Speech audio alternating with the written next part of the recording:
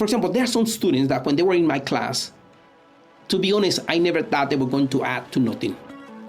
I mean, it's hard to think that, there are some students that they struggle academically, and you ask yourself, why these students spend their tuition if I don't think nobody's going to hire them? But again, that was bad assumptions from my part. But I remember this young man that he used to struggle in all of my classes. I think he graduated from very low grade on average. Well, to my surprise, this guy is the owner of a very successful company. And I mean, it taught me a lesson. And the lesson is, don't make an assumption. Welcome to the No One Ever Told Me podcast, where we talk about the things that no one ever tells you that you really need to know to be successful and to thrive in business and in leadership. Today, my guest is Dr. Jasso. Dr. Jasso is a keynote speaker, a leadership expert, economics professor, and was easily my favorite teacher from my university days. So many of the lessons he taught me I still use on a frequent basis. Dr. Jasso is responsible for placing thousands of business students into the workforce, but his influence goes so far beyond that.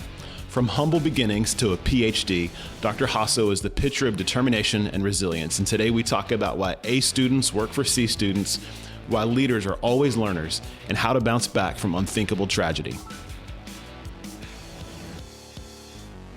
Well, Dr. Jasso, thank you so much for coming on the No One Ever Told Me podcast. I'm so glad you're here today. Thank you for the invitation, Absolutely. Matthew. You're a professor, so can you tell us what drives you crazy about college students?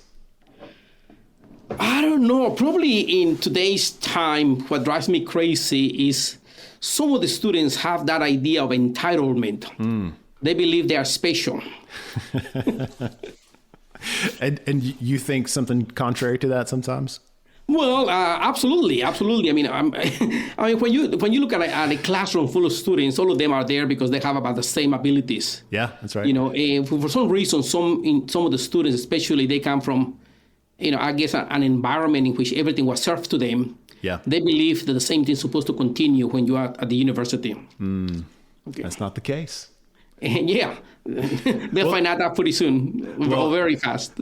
Speaking of being special, I think your story is pretty fantastic. So for our listeners who may not have had several classes with you like I did back in my university days, would you give us the Dr. Jasso story, some of the ups and downs and where you are now? Well, I mean, I don't know where you want me to begin. Do you want me to begin about how do I end up here, or my whole life story? So, I mean, I think what's really remarkable is you're the son of immigrant parents. That's correct. So okay, well, I think we start there. Okay, let's start there. As you already mentioned, I'm the oldest of 10 kids. Yes. My father has a 6th grade education. My mother has a 2nd grade education, elementary schools. So, we were living in Mexico. At that point, there was only 5 children, my mom and dad. And then in the 1970s, 1972 to be more exact, my family migrated to the United States. And I was probably 11 years of age. I was almost 12 years of age when I came to the United States. So at that point, because of the lack of skills that my parents possess, my father, became a migrant worker. Okay. So when you are a migrant worker, your children become migrant workers. So my childhood was not a childhood of excitement. I have happy memories with the memories of spending with my family as parents. But at the same time, you share that with some memories of why do I have to do this, or why do my family have to do this? Yeah, it's a tough life. So we used to work on the fields. We used to work on the fields in Colorado, planting beets. We used to work on the fields in California, picking up cucumbers and tomatoes and grapes. In Florida, picking up oranges. So, at the age of 12, I was already working full time. Wow. And the sad part is not only I was working, but it was my mom and dad and my siblings.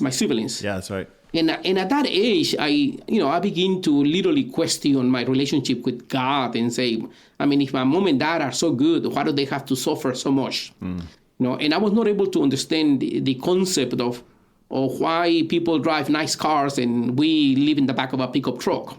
Because literally we were in the back of a pickup truck and we used to travel from state to state. So at that stage in my life, I always wanted to, I used to talk to myself or in my mind and say, I don't want to do this. I don't want to do this for the rest of my life. I don't want to be, like my family members and all the other Hispanic families. So the idea of what am I need to do to be able to get out of here, to me was actually, I have no idea. So, my parents have no idea about education, you know. So at that point, I remember that people used to stop me and say, hey, little boy, when you grow up, what do you want to be? And my answer was, well, I don't know what I want to be. I just don't want to live like this. I want to be able to have money to buy the things that I need. Yeah. So I remember that most of the people used to tell me, well, if you don't want to be like this, you have to go to school. So at an early age, the idea of you have to go to school was implanted in me. So at that point, I began to actually, apply myself to school, and then, eventually, God gave me the opportunity to go to a school, graduated from high school. I ended up, at a small Bible school at that point, which is now Lee College or Lee University. It was Lee College at that point. So I came to Lee College, and I applied myself. And it was not easy because I had to work while I was a student. Then I got married also in my junior year. Oh, wow. Yeah. And so, life was difficult, but I always believe I have the drive, I know that tomorrow is going to be better.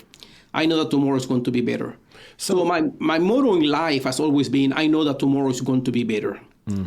So after graduating from Lee, I went to Texas. I enrolled at Texas A&M University, got my master's degree. And at that point, at the age of 21, I said, okay, now I think I'm going to make it. Yeah. So I began to work in the financial industry with Merrill Lynch. Okay, I remember that. And I became very successful at that point at the age of 20. And so now it's like, oh, my dream has become reality. Now I'm going to have money and I'm going to be living okay.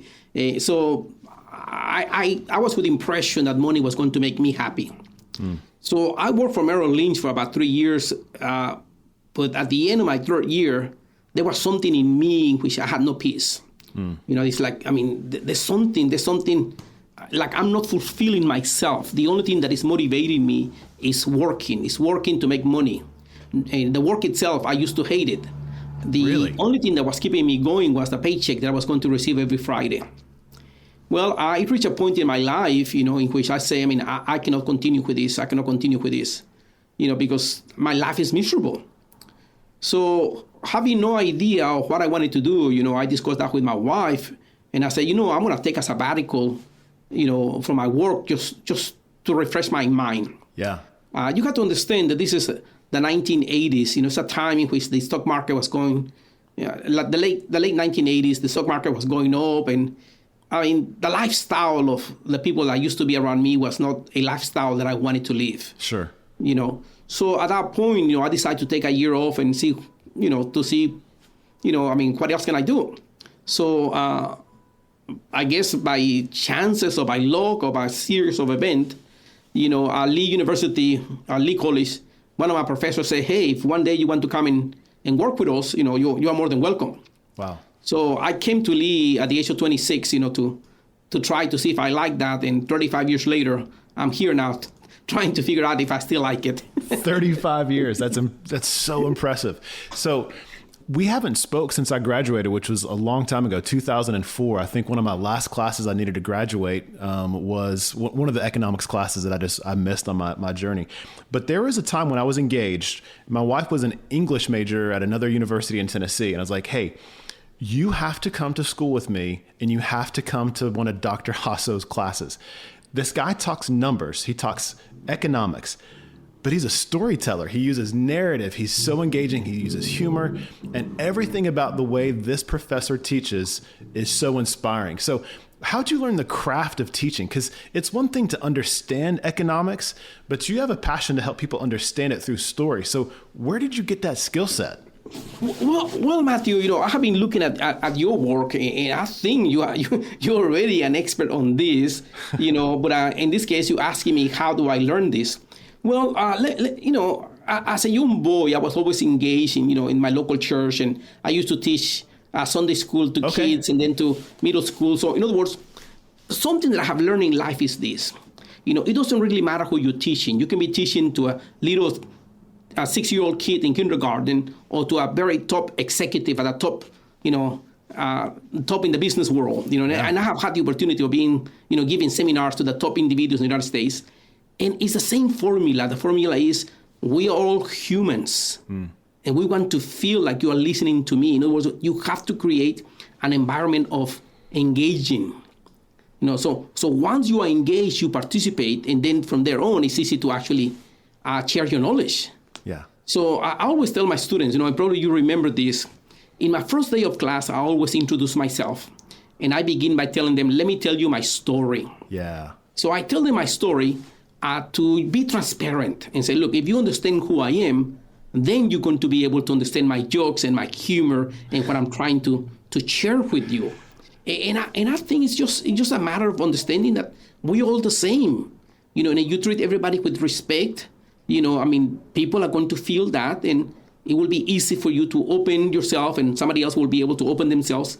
And once, that barrier of communication or personal barrier is destroyed, it will be easy to make it work. Oh, that's so good. So, for me, university was, it was 20 years ago, roughly, give or take. I remember economic principles. I actually use them in my day job still. But the thing I remember the most are the stories you told. And so let me tell you some of my favorite Dr. Jasso stories, and maybe you can fill in some of the gaps because these are 20 years old. But you talked about when you went to Merrill Lynch, you were a hustler. Like, you put in effort. You said something along the lines of that you were the first person in the building and the last person in the building, and you would empty trash cans. And at some point, your boss or somebody that was a supervisor thought you were the janitor because you emptied trash cans. Will you tell us a little bit of that story? Yes. No, what happened was this. I'm a 26-year-old kid. Actually, I was 24 when I was hired at Merrill Lynch. Okay. I was working in a big building out of the Dallas office in Dallas, Texas, the Merrill Lynch office. And I was the only oddball in the room. In other words, I was the only minority. I was the only person with color. Yeah. You want to call me like that. I was the only Hispanic individual. So I remember this guy, he hired me, and I was already working for the company for about 4 months. And then one day, this guy that hired me, the manager, looked at me and he say, do you work here? And I said, yes, of course I work here. He said, okay. So at that point, I said, wow, this guy hired me 3 months ago. I work in this office for the last 3 months. And this guy doesn't even know if I work here. So then at that point, I said, well, I need for him to know who I am. So then, I guess by chances, I was able to figure out his schedule, at what time he used to come to work and at what time he used to leave. Mm-hmm. So I say to myself, I need to be there before he's there so he knows, that I'm there. So usually, about 7:30 in the morning, I will go to the office and sit down on my desk and turn off the lights on. And he will usually come about 5 minutes later. And he will say, oh, hi, and then in the afternoon, sometimes I take breaks during the lunch, but I was always sure to come back, before 5:30, because I know that he will be leaving at 5:30. So then at 5:30, I was back in my desk, and his way out, he will see me. So he began to see me in the morning, he began to see me in the afternoons. So then at that point, I begin to say, okay, now this guy, at least he knows who I am. Because prior to that, in the 3 months, just like you mentioned, I remember probably like on my second month, I was there in the office and the guy said, hey, when you finish with that, can you please come in and clean my office? Empty my trash. And I said, yes, sir, that will be no problem. And then like the following week, I was in my office and the guy said, hey, by the way, don't forget to empty my trash can. So when the third time that he told me, hey, don't forget to clean my trash, I said, sir, let me be honest with you. I think you're making a mistake. I said, probably you think that I'm the janitor. He said, well, aren't you the janitor? I said, no, sir. So that was the reason why I said I need to get out of my way for this guy to know that I'm not the janitor. So yeah, sometimes you have to hustle, because people make assumptions of you. Yeah. So.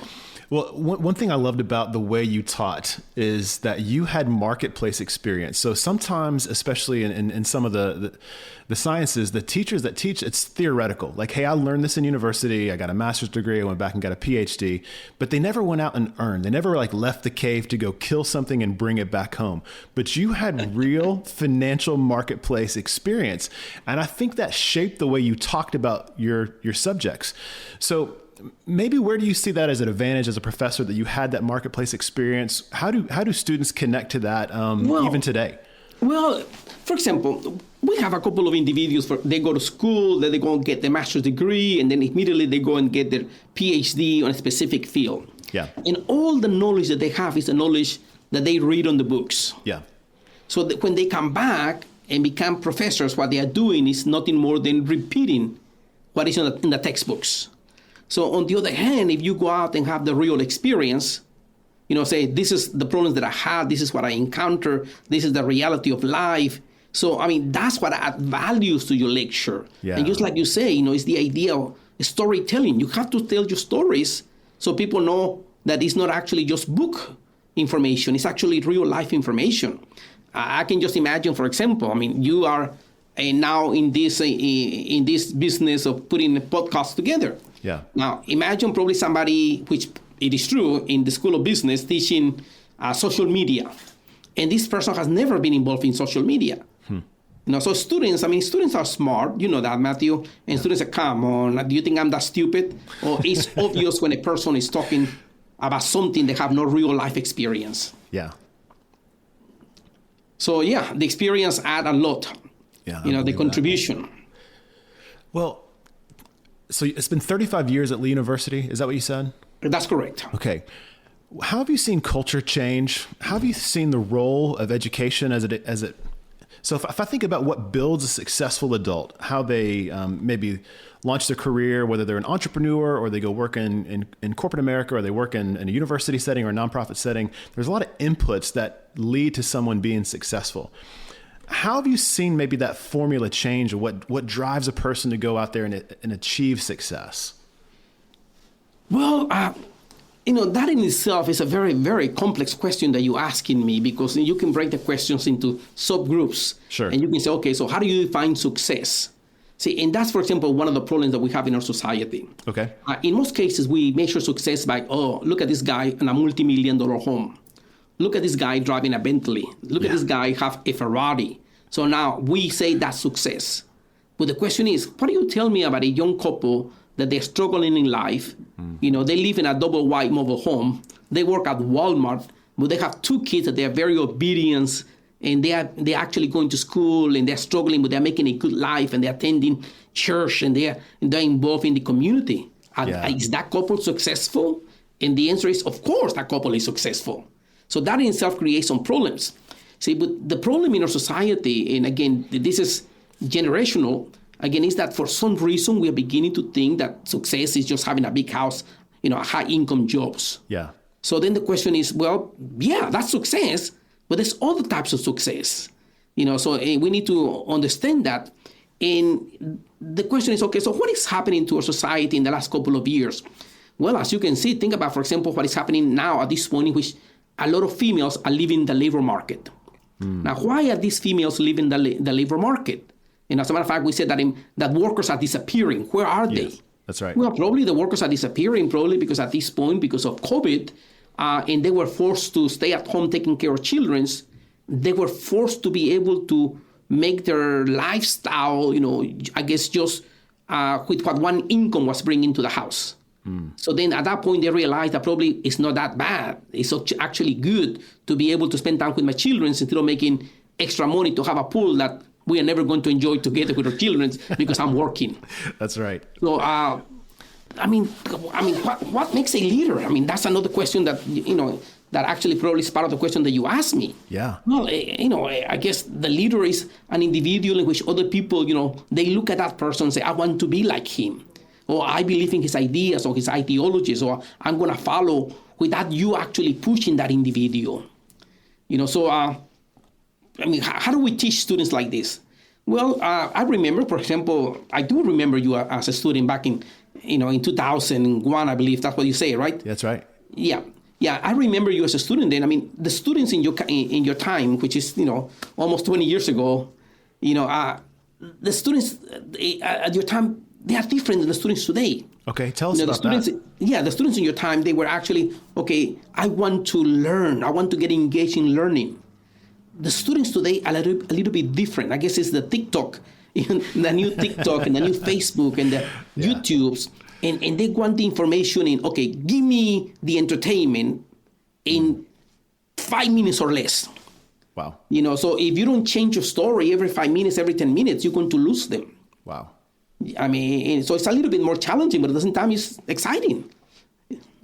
So that brings up another question. It's like when you've got competency, you've got mastery over the content you teach. I mean, the principles of economics and international marketing and some of the classes you're required or a part of your teaching, the concepts are relatively stable, but you have to learn how to re-engage and retell those stories as culture shifts. So how do you stay up to speed? Where do you still learn from? Where do you still go get education for yourself? Yeah, well, I get up every morning, and the first thing that I do, even before I get up from bed, this is what I do. I say, Alexa, tell me the news. I say, Alexa, give me the ABC News. Alexa, give me the CNN News. Alexa, give me the Fox News. Alexa, give me the British Broadcasting News.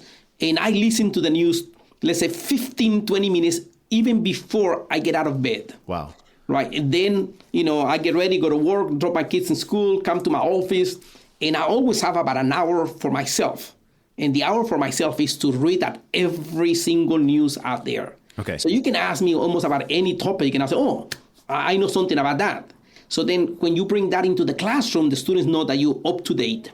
So it's just reading. Because learning never stops. You can never be a successful person and you say, I already know everything. I don't care what company you're running. You can never say, I already know everything. And learning is a life process.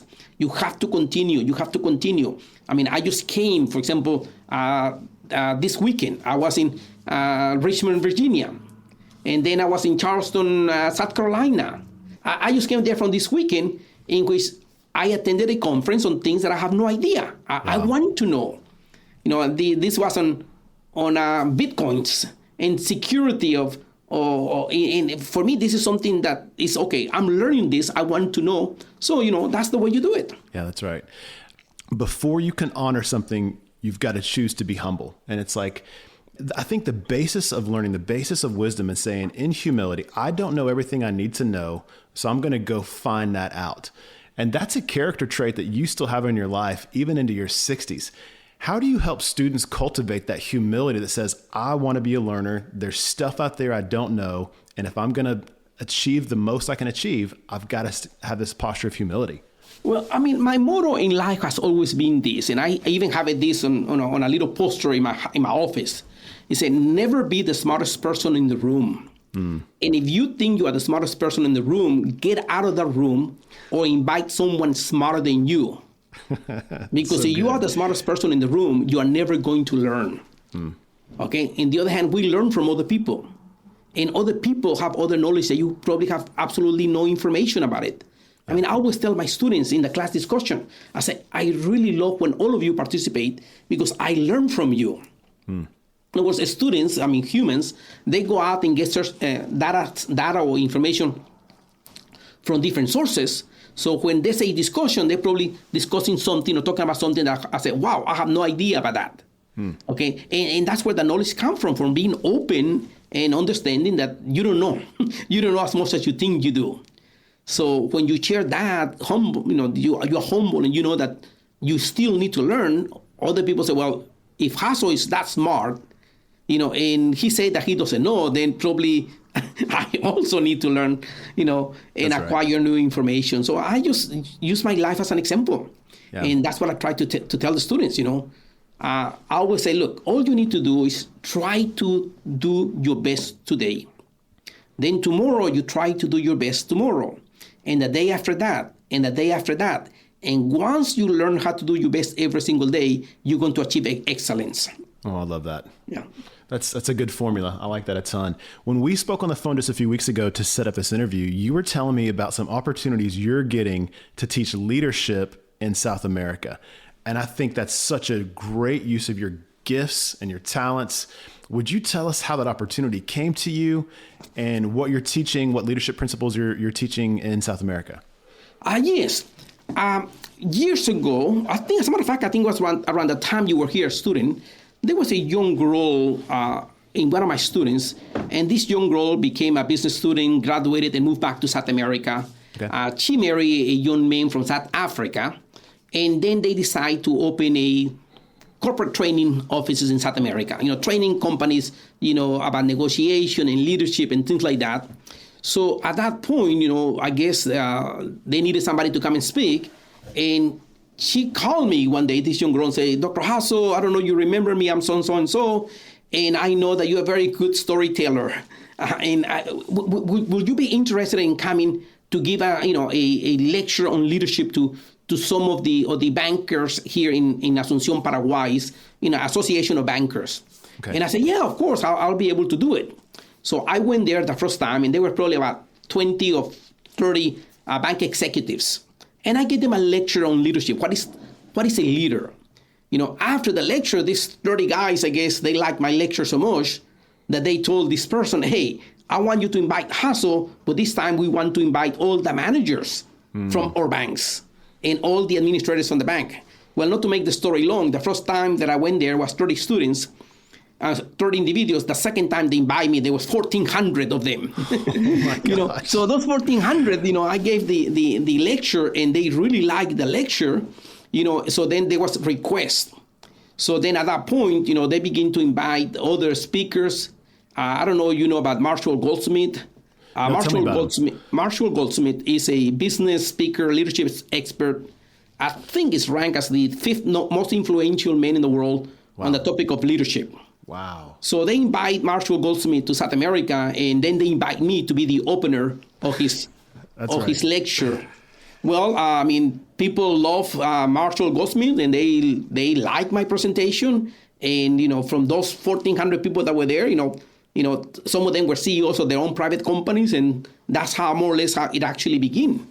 So now I go to South America and just tell stories, about, what it is to be a leader. How do you improve yourself? What is the things that you're doing wrong?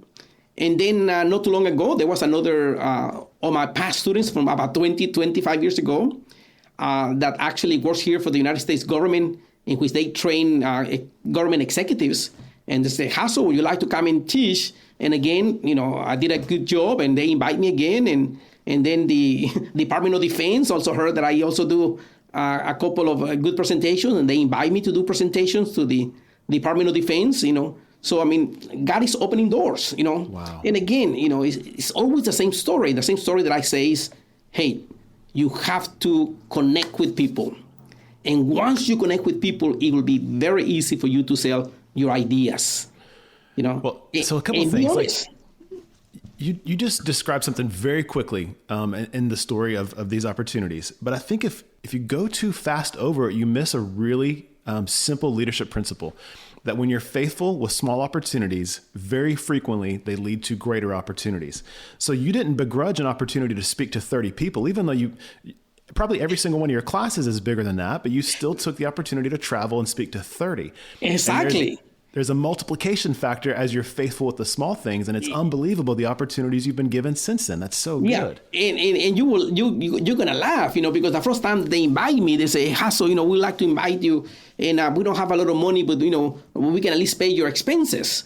And I said, yeah, that will be okay. Pay my expenses. So I went there 3 days of my life and got absolutely no money whatsoever.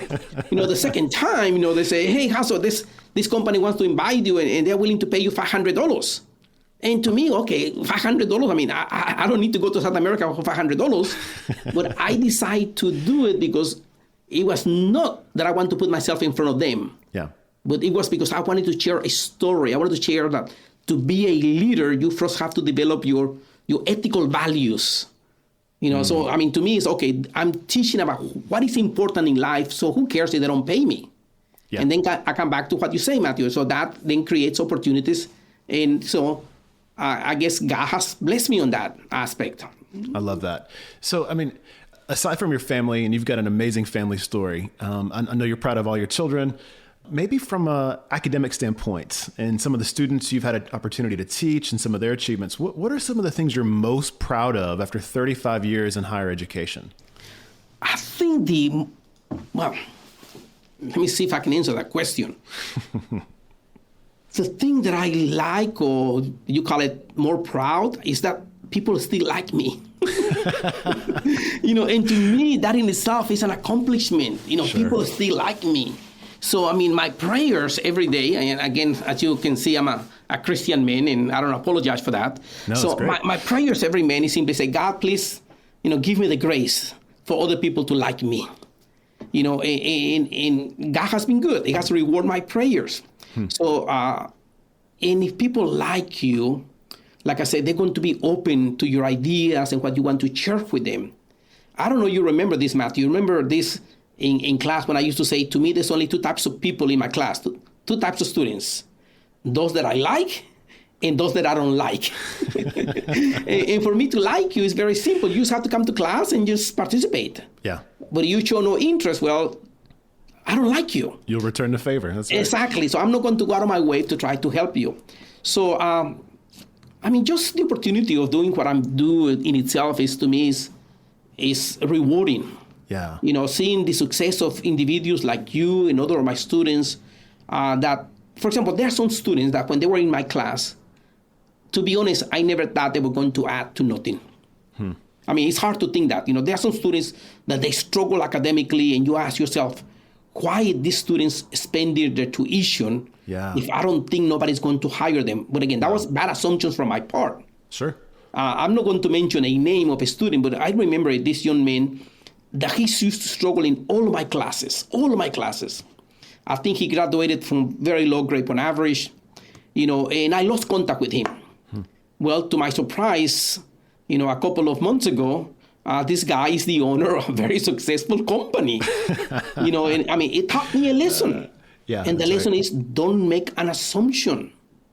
Don't make an assumption, just go and see an individual, or just because what the individual is going to at this point, that do not reflect the future. That's right. So, so that in itself to me is like, wow, God is good, God is faithful, and God was able to do something good out of what I thought it was not possible. Well, when you talk about having students that are still reaching out and connecting to you 30-something years later, you're talking about impact and influence. You clearly made an impact in there. Like, I'm not talking to any other professors on this podcast except for you. You're the guy that I reached out to because you made an impact. You made a mark on my life. And so that sounds like something to be really proud of. I love that. Well, thank you. And now it's kind of funny, but now I already have the children of my first generation students. Multiple students have already graduated that they say, oh, Dr. Jasso, my mom was in your class and my dad was in your class. And wow. So I'm just waiting for the grandkids now. That's right. You're going to still be there. That's true. So I came up with this mantra a couple years after college, and I noticed something, that all my friends that were good students, like the A students, they were all working for the C and the D students. So my tagline is A students work for C students. Yes. And so something I kind of noticed, from high school days and college days was that students that may not have been gifted academically, they had to figure other ways out to navigate life. The way the education system worked or the way their brain worked, it didn't match up with how American education system worked. But very frequently, what they learned as they navigated class and relationships and teachers, even though they got poor grades, they learned a different skill set that like A students didn't learn. So the story you just told of that guy who was a terrible student that now owns a successful company, I see that all the time. Do you see that in other arenas? Yes. Even my wife, one of my wife always joke like this. She say, look, when I was in college, to me, D stands for diploma.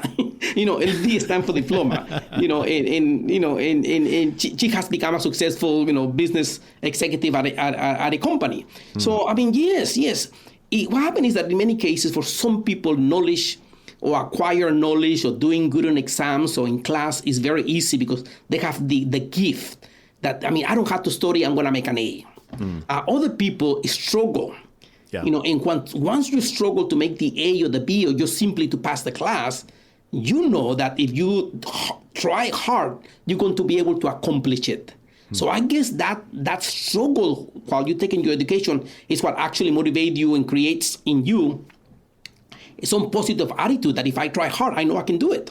Yeah. So it is very common that that the students with the C are the one that owning the company, and the students with the A's, they're very good, but they're only good in books, so they're working for the guys that made the C's. That's right. So what are some of the leadership inputs? So you referenced a habit that you have of consuming news to stay current on culture, current on economy.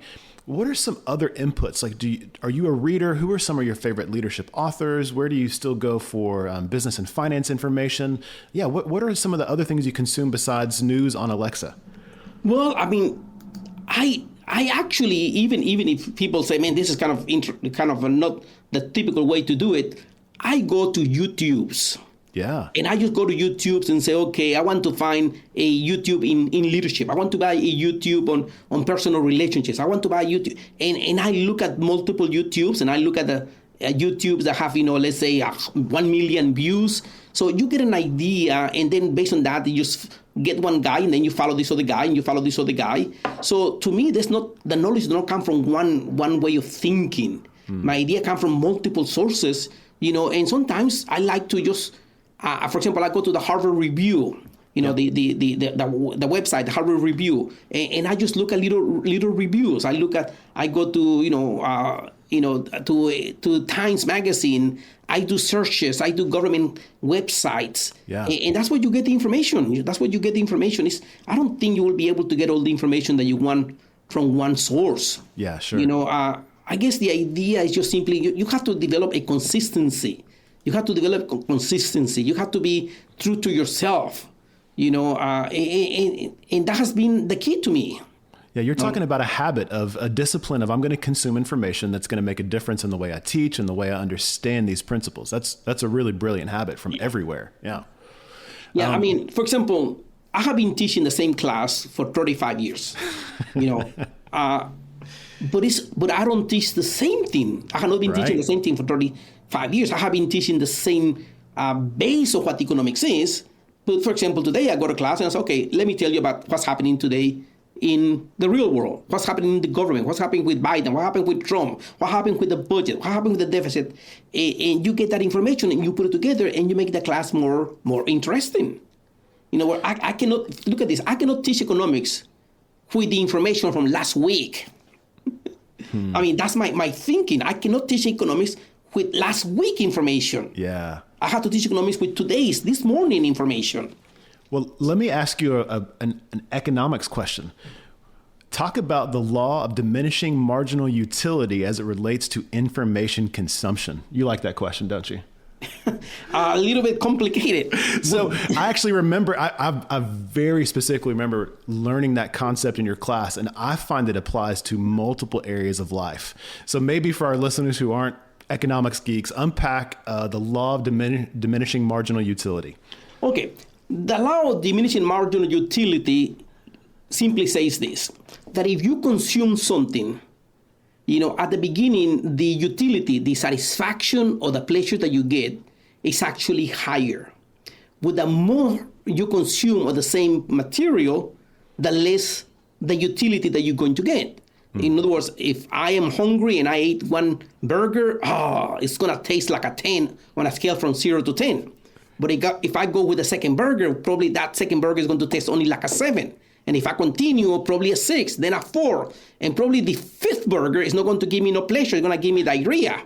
So at that point, the law of diminishing return becomes negative. Yeah. So then coming back to you, so if you apply that to, by the way, that law applies to everything. Yes, it does. So if I read the news, then, I get a lot of information. I get a lot of value. Something new. And if I go to the next information, this is repetition of what you already know.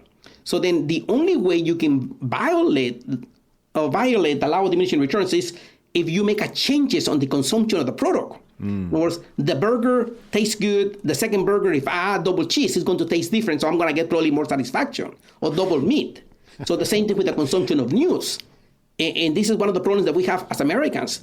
That most people consume the news only from one source. And if you consume the news only from one source, the information that you get become less valuable and less valuable and less valuable and less valuable because you become a robot in which you believe everything that source of information is giving you. Then my advice is don't get the information from one source. Don't get the information from one source. I always tell my students, I say, look, guys, let's talk about any subject. I say, ask me questions. And then I said, okay, now give me a controversial subject. And they say, okay, let's talk about illegal immigration, for example. I said, okay, tell me the pros or the cons of that. Or better, I said, look, choose a side. And I don't care which side you choose on any topic, I can argue and probably I'm going to change your mind. And the reason is, how is it possible? Well, because you have to learn both of the arguments. Oh, that's good. I mean, the people that they are in favor of this, what do they think? And the people that are against this, what do they think? Should we regulate trade? A lot of people say, yeah, because it saves jobs. And a lot of people say, no, because we can buy things from other countries cheaper. Well, then my question is, okay, just give me which side you are, and I'm going to tell you why you are wrong. and the reason is because there's always enough information to prove your point. Yeah, that's right. So, but the idea is not to prove that you are right. The idea is for you to be knowledgeable about the issues. Well, that discipline that you're talking about teaching your students, I use that in leadership. So in the place that I work, sometimes if we're at an impasse with two departments, I say, hey, listen, will you actually take off your hat and put on the department you're arguing with's hat? Argue it from their side. And then you, person over here, put on that team's hat and argue it from their perspective. Until you understand an idea or a concept or a problem from multiple angles, you rarely can see the solution or the path forward. So I love that you're teaching students that. Yeah, and this is a basic principle of negotiations. In other words, what happens in negotiation, many people think that it's a win-win or a win-lose situation. And in reality, no, it can actually be a win-win situation. It doesn't have to be a lose-win or win-lose.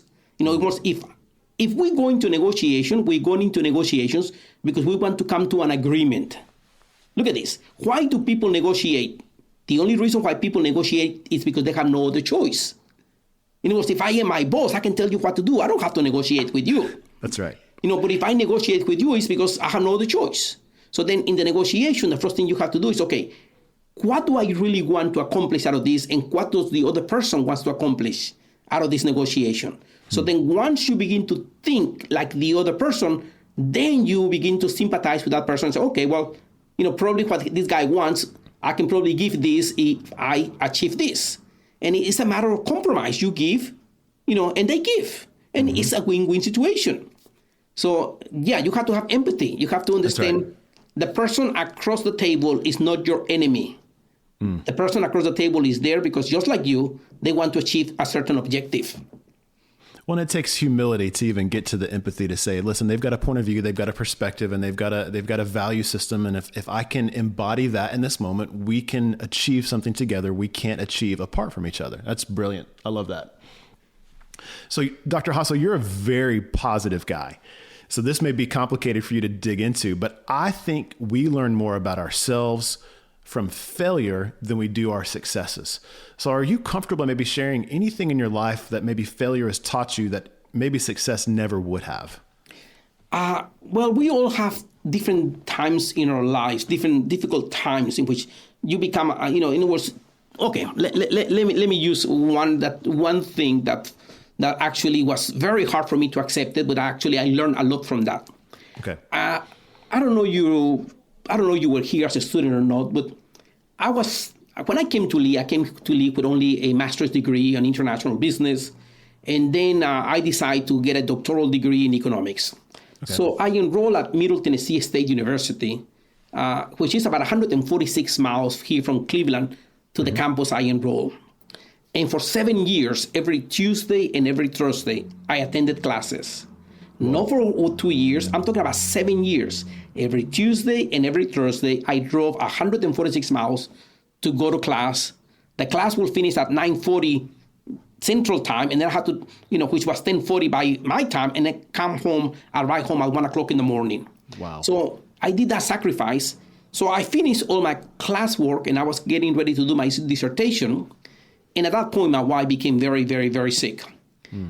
So I need to stop going to school because my wife simply, she was diagnosed with breast cancer, and we went through treatments, and she became disabled. So I was not able to continue my education, and I took care of my wife.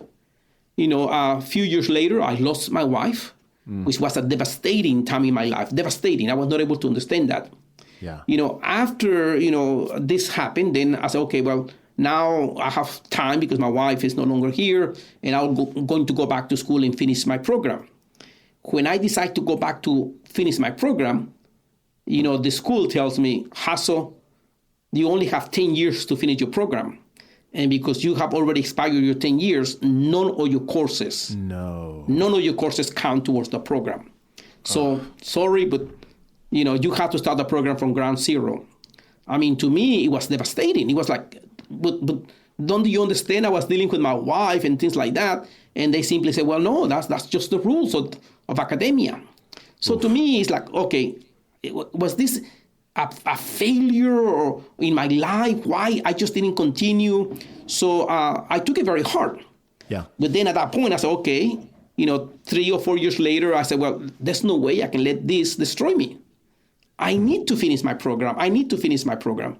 So then I started looking, and I was able to find another program in South America, actually, in which I enrolled in Universidad de la Empresa in Montevideo, Uruguay. And I decided to enroll in that program, and I decided to travel to South America every winter and every summer to finish the program. So then I think what I have learned is this, that even in difficult times, you don't give up. You don't give up. You try, and you learn from those things. I mean, just because the school say no, and it was 9 years of effort, 9 years of sacrifices that I made, and for the school to tell me, no, you cannot continue, it's like, so should I just go ahead and cry now? And the answer is no. Because crying is not going to do nothing. So it's like, find a solution to that problem. The things that you have tried to do and things don't work out, then you've tried to find another solution.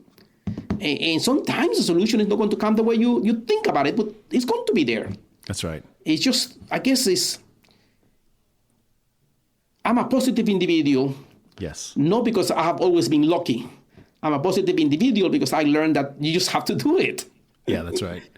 Well, I think for the listeners that have, the story you just told, that with the humanity and the heartbreak, but the lesson on the other side, I got to experience that multiple days a week, learning economic principles and marketing principles. And it's like, that's who you are as a professor, is that you share your heart and your experience and your perspective, and that leads to learning. And that's what I want this whole podcast to be about, is opportunities for people to engage new information they didn't know before that's going to help them in a future situation. So thank you so much for sharing that story. That's beautiful. Thank you, Matthew. Thank you. Yeah.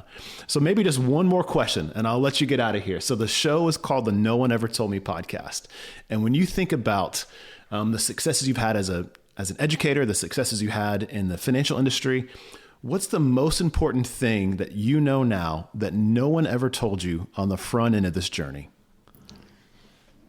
There's a lot of things that they never told me about life. And one of the things is that they never told me about life is that, hey, chances are that the first job you're going to have after college, you're going to hate it.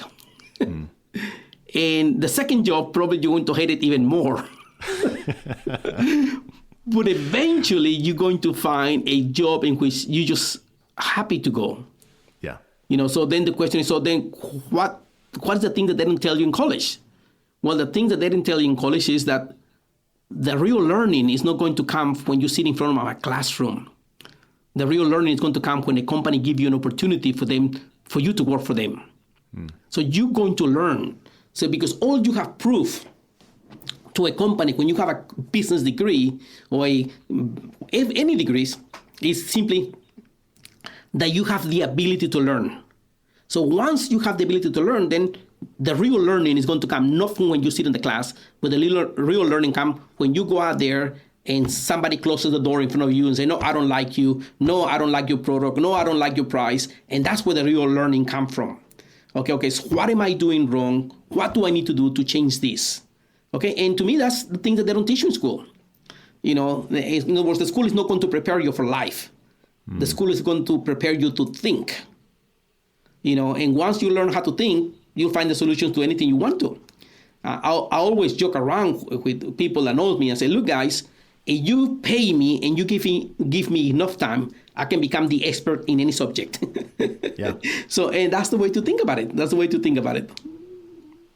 Oh, that's so good. Dr. Jasso, thank you for sharing your life with the students of Lee University. Thank you for sharing your story with this podcast audience. And more importantly, the way you're contributing leadership information and encouraging people from the Department of Defense all the way to bank and business owners in South America. I'm grateful to know you. I'm grateful that you have been a part of my business story. Thank you so much for being a part of this conversation today. Thank you, Matthew, and thank you to your listeners. And again, you're doing a wonderful job. I have enjoyed your other podcasts, so I'm going to continue listening to you. Thanks so much. Thank you. Okay, blessings.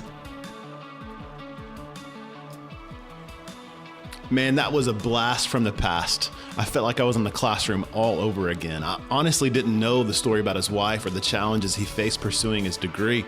And it's inspiring to hear how he's navigated life so well and how he's expertly played the hand he was dealt. I think if I had to boil down my favorite moments from this conversation, it's this. Dr. Jasso has a clear plan of attack when he's communicating his ideas, whether it's a lecture on microeconomics to college students or a leadership talk to the Department of Defense. He knows that if he can make a human connection, then his ideas have a chance to land on fertile ground. Narrative trumps information, and if you want to be a good communicator, you have to make a connection and you have to tell great stories. And if you master that, then you're well on your way to becoming a great communicator. Number 2, I love his positivity and humor. I believe we way undervalue those two traits. So many leadership roles are focused on solving complicated and difficult problems. And if you're not careful, your outlook on life can become quickly cynical. Choosing to stay positive and find the humor in life can help lighten your day and lift the spirits of those that you lead. And number 3, finally, I just respect how Jasso has made progress in every stage of his life. From migrant worker to college student to a master's degree to finding success in the financial industry. From there, he could have quickly just settled into a career of teaching students, but he didn't settle. He continued against all odds to get his PhD and then managed to turn a pro bono speaking engagement and leverage that into teaching executive level government leaders from multiple countries with his leadership ideas. That's a journey anyone could be proud of. I think my takeaway here is that there's always more to do. There's always more to learn, so get after it. Okay, that's it for today. Thanks for listening. Make sure you rate and subscribe and join us next time on the No One Ever Told Me podcast.